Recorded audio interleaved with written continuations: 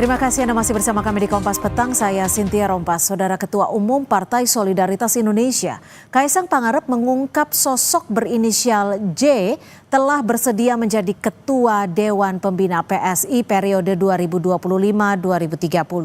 Selain berinisial J, Kaisang juga melempar clue soal sosok tersebut adalah tokoh nasional. Saya akan full mendukung PSI.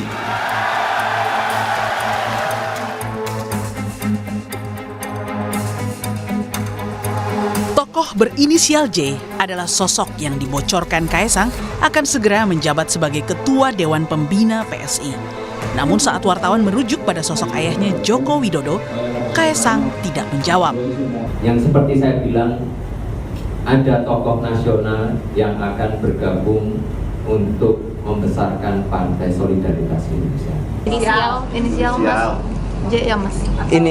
Sementara ya, inisial sementara yang berinisial J sudah berkenan untuk jadi Ketua Dewan Pembina. J ya Mas. J. Sebelumnya saat membuka Kongres PSI di Solo pada Sabtu 19 Juli lalu, Jokowi nyatakan dukungan penuh untuk PSI. Mantan wali kota Solo ini pun berjanji akan bekerja keras untuk PSI. Saya akan full mendukung PSI.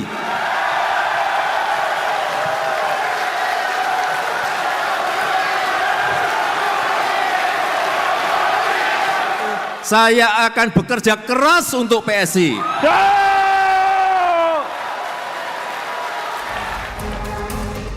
Namun, sehari usai memberikan pidatonya, Jokowi tidak memberikan pernyataan tegas maksud dari dukungan penuhnya ke PSI sebagai bukti ia menjadi bagian partai yang kini berlambang gajah itu. Bentuk dukungannya seperti apa? Pendukungan penuh. Apakah sudah ada KTA? Dukung penuh. Jelas kan, dukung penuh kan jelas. Full mendukung. Artinya full penuh memberikan dukungan. Kalau full mendukung artinya ya harus bekerja keras. Kalau menjadi Dewan Pembina apakah Bapak? Ditanyakan ke PSI. Sudah diminta Mas Kaisang belum Pak? Gimana? Untuk dari Dewan Pembina ke PSI? Belum. Dalam 1 bulan ke depan, Kaisang akan segera mengumumkan struktur Dewan Pimpinan Pusat PSI. Tak hanya itu, teka-teki sosok inisial J juga akan diumumkan ke publik. Tim Liputan, Kompas TV. Menanggapi isu bergabungnya Jokowi ke PSI, Ketua DPP PD Perjuangan Ganjar Pranowo bilang, ia menghormati keputusan Presiden ke-7 RI itu, bergabung dengan partai manapun. Belakangan, Jokowi santer disebut akan menjadi Ketua Dewan Pembina PSI. Apalagi putra bungsu yang juga Ketua Umum PSI, Kaisang Pangarep, menyebut sosok inisial J akan menjadi Ketua Dewan Pembina partainya. Kan Pak Jokowi dikabarkan akan jadi pembina di PSI. Ada tanggapan Pak Soe? Ada tanggapan? Saya menghormati siapapun warga negara yang memilih partai negara. Tapi dengan masuknya Pak Jokowi, Pak, Tidak pakai tapi kan, menghormati itu tidak ada tapi. artinya tetap menghormati semua keputusan di semua PSI. siapapun termasuk Anda. Setelah Jokowi tegaskan mendukung penuh dan akan bekerja keras untuk PSI, kini sang putra bungsu yang juga Ketua Umum PSI Kaisang Pangarep menyebut inisial J akan menjadi Ketua Dewan Pembina partainya. Lalu seberapa besar kemungkinan Jokowi akan masuk dalam struktur PSI? Kenapa PSI terkesan malu-malu untuk mengajak Jokowi bergabung? Apa yang ditimbang PSI dan apa yang ditimbang Jokowi? Kita bahas bersama analis politik dari Parameter Politik Indonesia, Adi Prayitno.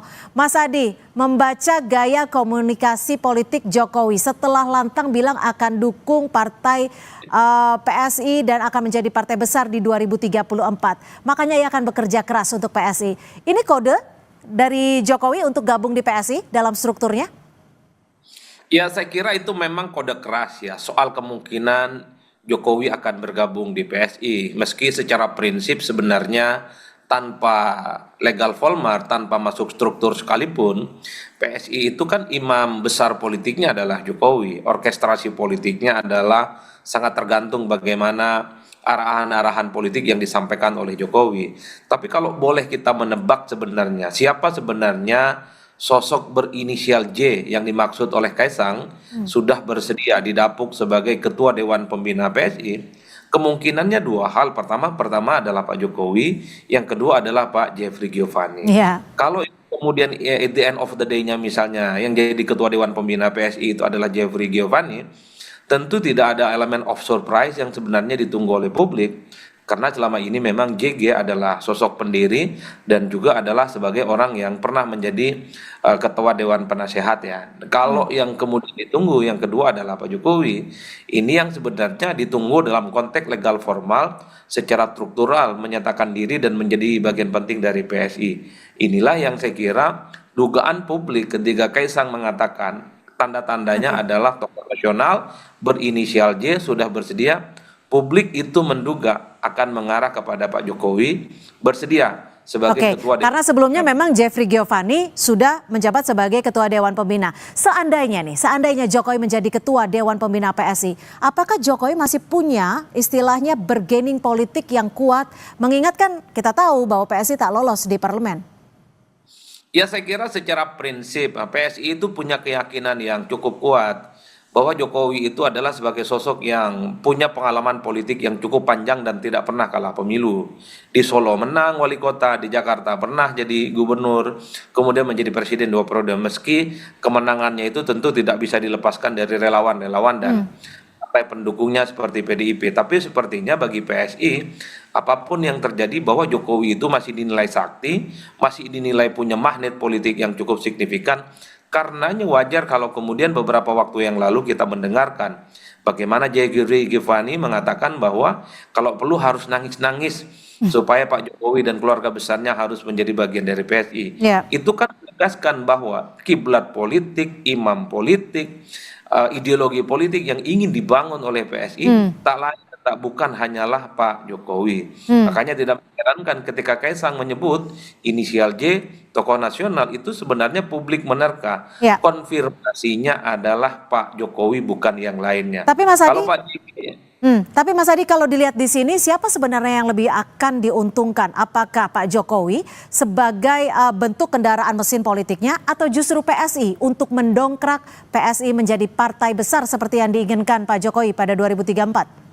Ya saya kira PSI menang banyak, apapun judulnya Jokowi ini kan punya nama besar, mantan presiden, popularitasnya masih cukup kuat, sekalipun misalnya approval rating dan tingkat kepuasannya itu secara perlahan itu menurun, tentu ini tidak terlepas karena posisi Jokowi bukan lagi sebagai presiden, tapi sepertinya PSI tetaplah punya keyakinan bahwa apa yang dimiliki oleh Pak Jokowi selama ini, pengalaman politik, magnetnya yang dinilai masih cukup kuat, itu diharapkan akan semakin bertuah misalnya di 2029 nanti. Meski publik juga tahu bahwa sebenarnya PSI mengidentifikasi dengan Jokowi itu sejak pemilu 2024 yang lalu. Dan saat itu juga ternyata PSI nggak lolos ke parlemen. Apalagi saat ini setelah tak lagi jadi presiden, itulah yang saya sebutkan. Ini semacam perjudian politik, pertaruhan politik Jokowi setelah tak lagi jadi presiden, tak lagi bersama dengan PDIP, apakah kesaktiannya itu akan tetap kuat ataukah justru sebaliknya akan semakin berkurang dan tidak akan ada signifikansinya. Mas Adi, jika Anda tadi menyebut ada 2029, ada juga kekuatan dan kesaktian Pak Jokowi menurut Anda. Apakah nantinya ke depannya akan ada partai-partai lain yang merasa terancam jika Pak Jokowi resmi masuk dalam struktur PSI? Secara prinsip semua partai itu saling bersaing, pemilihnya juga saling beririsan. Tapi kalau saya membaca angka-angka politik dan kalkulasi secara umum, terutama pemilu pasca reformasi 99 hingga 2024, saya kira sistem partai politik kita dalam konteks pemilih-pemilih partai itu relatif solid. Misalnya pemilih PDIP tetap solid, sekalipun kurang misalnya sekitar 1 atau 2%. Itu di 2024 kurang kan, kemudian kemarin PDIP. Begitupun dengan Golkar, begitupun dengan Gerindra, begitupun dengan PKB, Nasdem, kemudian Demokrat dan seterusnya, pemilih-pemilihnya relatif cukup solid. Itu artinya apa? Untuk mencari dan menyasar pemilih-pemilih partai politik yang memiliki basis konstituen yang rumit sebenarnya sulit bagi partai-partai politik yang baru untuk mendapatkan dukungan politik secara signifikan. Butuh kerja keras yang harus ditunjukkan kepada publik. Nah yang kedua, Cynthia, yang ingin saya katakan adalah ada kecenderungan partai-partai politik baru, terutama yang tidak lolos ke parlemen, pemilihnya itu tidak pernah naik secara signifikan. Justru kalau kita hitung pemilu pasca reformasi hingga 2024, perolehan suara partai-partai yang tidak lolos parlemen itu ada kecenderungan menurun memang secara signifikan. Realitas politik yang Baik. tentu tidak mudah akan dihadapi oleh PSI menghadapi pertarungan politik di 2029 di tengah misalnya sistem kepartaian kita sudah mulai solid, di mana dukungan rakyat kepada Baik. partai politik tertentu sudah mulai terbentuk, Baik. dan ada kecenderungan partai politik baru non parlemen Ya. itu suaranya tidak pernah lolos, dan kemudian dukungan politiknya selama ini tidak pernah kelihatan secara signifikan juga. Artinya kita nantikan seperti apa keputusannya, nanti siapa Ketua Dewan Pembina dari PSI. Terima kasih Mas Adi Prayitno, Direktur Eksekutif Parameter Politik atas perspektifnya sore hari ini. Selamat sore Mas.